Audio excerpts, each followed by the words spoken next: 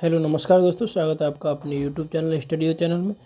तो आज हम बात करेंगे इंग्लिश ग्रामर में एक्टिव एंड पैसिव वॉइस की। ठीक है, तो एक्टिव एंड पैसिव वॉइस के लिए बनाने के लिए हमने पहले से 3 चार्ट ऑलरेडी बनाकर तैयार रखे हुए हैं। तो इन चार्ट में देखेंगे क्या है, 3 चार्ट को बनाने के बाद में एक्टिव पैसिव बहुत ही सरल हो जाएंगे। तो देखेंगे ये टेंस हैं, टेंसों के बारे में ये तो आपको पता ही होगा। टेंस कितने प्रकार के होते हैं? टेंस 12 प्रकार के होते हैं।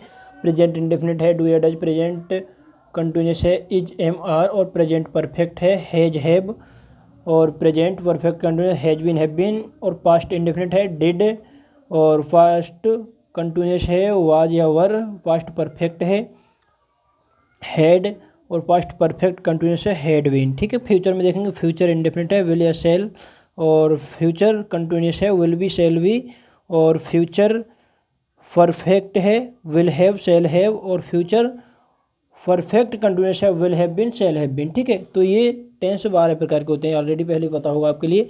और देखेंगे अब एक्टिव से पैसिव बनाते समय हम इनको कन्वर्ट करते हैं, बदलते हैं। ठीक है, तो अगर वाक्य में, एक्टिव वाक्य में कहीं भी डू या डज आ जाए तो उसे इज एम आर में कन्वर्ट कर देते हैं, या इज एम आर आ जाए तो उसे is being, are being, am being में कन्वर्ट कर देंगे। और हैज हैव आ जाए तो उसे हैज बीन, हैव बीन में कन्वर्ट कर देंगे। ठीक है, अगर हैज बीन और हैव बीन आ जाए प्रेजेंट परफेक्ट कंटिन्यूस का तो उसे नो चेंज रहता है, वो बनता नहीं उसका। ठीक है, तो आगे देखेंगे पास्ट इंडेफिनिट में आ जाइए। पास्ट इंडेफिनिट में अगर पास्ट इंडेफिनिट का एक्टिव है तो पैसिव बनाते समय उसे वाज या वर में कन्वर्ट कर देंगे, और पास्ट कंटिन्यूस का वाज या वर है तो उसे वाज बीइंग, वर बीइंग में कन्वर्ट कर देंगे। और पास्ट परफेक्ट है, हेड आ जाए तो उसे हेड बीन में बदल देंगे। और अगर हेड बीन आ जाए तो नो चेंज होता है, ये पास्ट परफेक्ट कंटिन्यूस का भी एक्टिव से पैसिव नहीं बनता है। और अगर फ्यूचर इंडेफिनिट में विल या सेल आ जाए तो उसे विल बी सेल बी में कन्वर्ट कर देंगे। अगर विल बी सेल बी आए तो नो चेंज रहने देना, उसे बदलते नहीं है। अगर विल हैव या सेल हैव आ जाए, फ्यूचर परफेक्ट आ जाए तो उसे will have been, shall have been में कन्वर्ट कर देंगे। अगर will have been, shall have been आ जाए फ्यूचर परफेक्ट कंटिन्यूस का तो उसे नो चेंज रहने दें, वो बदलता नहीं है। ठीक है, ये तो होगा चार्ट नंबर 1 और ये होगा चार्ट नंबर 2। और चार्ट नंबर 3 को देखेंगे सब्जेक्ट से ऑब्जेक्ट बनाते समय, उसमें कन्वर्ट करते हैं। सब्जेक्ट को, कर्ता को कर्म बनाते हैं और उसे बाई से जोड़ते हैं, ये पता ही होगा आपके लिए। अगर सब्जेक्ट ही आ जाए तो उसे वाई हिम में बदल देना, अगर सी आ जाए तो वाई हर में बदल देना, अगर दे आ जाए तो वाई दे में बदल देना। अगर नेम आ जाए किसी व्यक्ति का, जैसे नाम है राम श्याम या राधा गीता, अगर किसी प्रकार का कोई भी नाम है तो उसे वाई नेम, अगर यहाँ राधा है तो वाई राधा कन्वर्ट कर देंगे।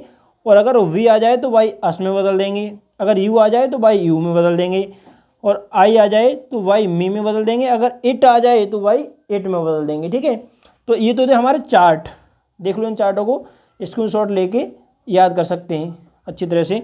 तो अब हम एग्जाम्पल लेते हुए इनको समझाते हुए चलेंगे। ठीक है,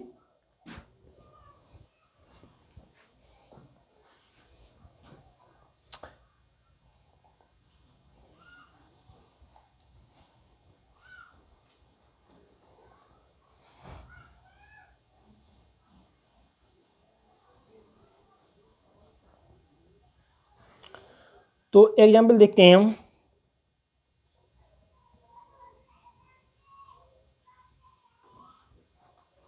एग्जाम्पल में देखेंगे वह खाना खा रहा था, वह खाना खा रहा था। तो ये हिंदी सेंटेंस है हमारा। इससे पहले तो एक्टिव बनाएंगे इसका। ठीक है, एक्टिव बना लीजिए। एक्टिव में देखेंगे he was eating the food. तो आपका पैसिव बनाइए इसका। पैसिव अभी जो चार्ट बनाए है उसके अनुसार जो वाद में है उसे पहले खींच के ले आइए, तो आ जाएगा द फूड वाज, या वर को किस में बदलेंगे? वाज बीइंग, वर बीइंग में। तो वाज विंग। अब एक बात का याद रखेंगे, अगर एक्टिव में दुनिया की कोई सी भी फॉर्म हो लेकिन पैसे बनाते समय वर्ब की हमेशा थर्ड फॉर्म आती है। कोई भी एक्स वाई जेड कोई भी पैसे बनाए हम किसी भी सेंटेंस का, लेकिन पैसे बनाते समय उसमें हमेशा वर्ब की थर्ड फॉर्म ही आएगी। तो ईटेन, ईट की थर्ड फॉर्म हो जाएगी ईटेन। अब हमने अभी बताया था चार्ट नंबर 3 में सब्जेक्टेड टू ऑब्जेक्ट, अब ही है तो इसको बदल देंगे वाई हिम। ठीक है, तो ये एग्जाम्पल नंबर 1 है। और 2 को देख लेंगे। या मैं ताजमहल देख चुका हूँ, मैं ताजमहल देख चुका हूँ। ठीक है, देखो एग्जाम में अगर तुम्हें एक्टिव से पैसे बनाने के लिए आएंगे तो उसमें एक्टिव बना हुआ होगा, तुम्हें पैसे बनाना होगा, लेकिन इसमें तुम्हें डबल मेहनत करनी पड़ रही है। कोई बात नहीं, देखेंगे। तो आई हैव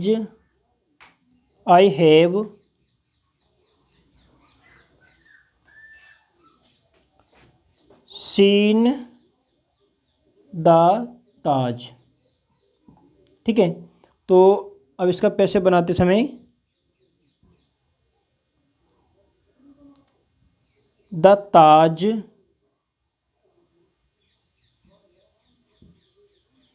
अगर हैव या हैज को कन्वर्ट करेंगे तो ताजमहल के अनुसार यह बदल जाएगा हैज बीन।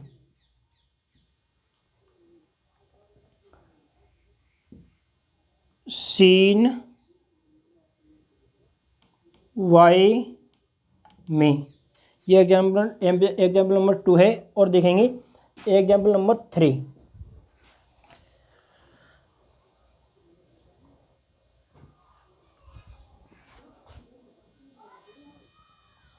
ठीक है, तो एग्जाम्पल नंबर 3 के लिए हम देखेंगे। तो ये एक सेंटेंस ले लेते हैं, वह अपने पिताजी के साथ, पिताजी के साथ ताजमहल देखने आगरा जा रहा था। ठीक है, तो इसका एक्टिव बनाएंगे he was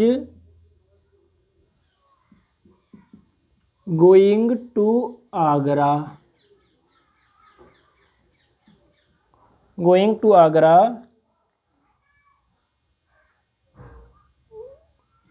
C the Taj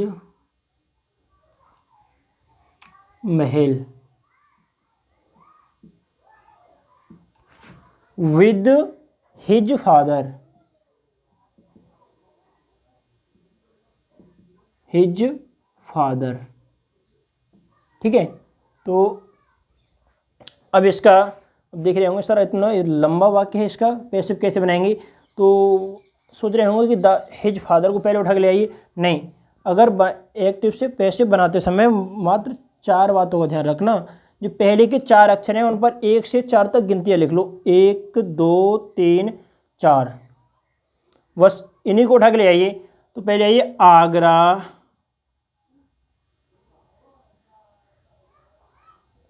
second number पे was being gone, why he को हिम। अब बाद बाकी यहाँ से ऐसे के वैसा ही लिख दीजिए, सी द ताज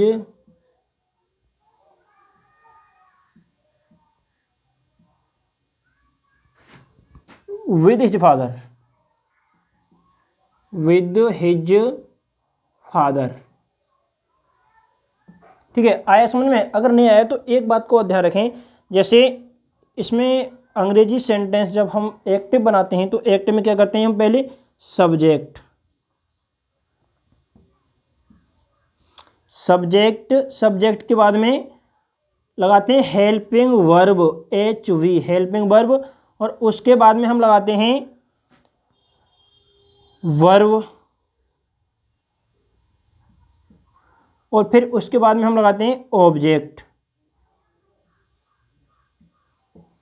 लेकिन पैसिव बनाते समय कर देना है आपके लिए, सबसे पहले ये 1 नंबर है, ये 2 नंबर है, ये 3 नंबर है, ये 4 नंबर है, इन्हीं का हम एक्टिव से पैसिव बनाते हैं, बस इन्हीं के लिए ध्यान रखना है।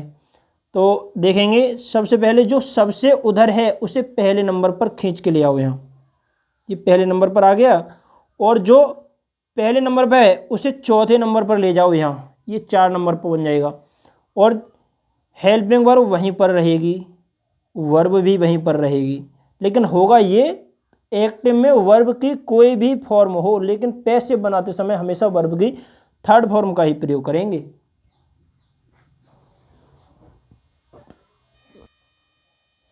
चलो देखेंगे, एक एग्जाम्पल और ले लेते हैं हम।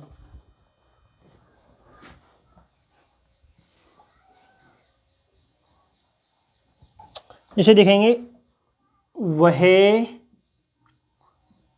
कल विद्यालय जाएगा, वह कल विद्यालय जाएगा। ठीक है, अब इसमें पहले इसका एक्टिव बनाएंगे, he will go to school tomorrow।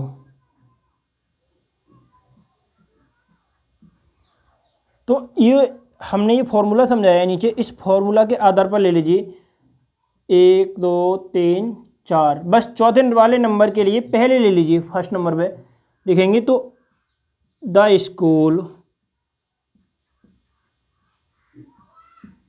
अब हेल्प वर्ब क्या है? विल, तो विल को बदलेंगे विल वी में, विल वी, वर्ब की फर्स्ट फॉर्म गो लगी हुई है तो इसे बदल देंगे गॉन में, गॉन।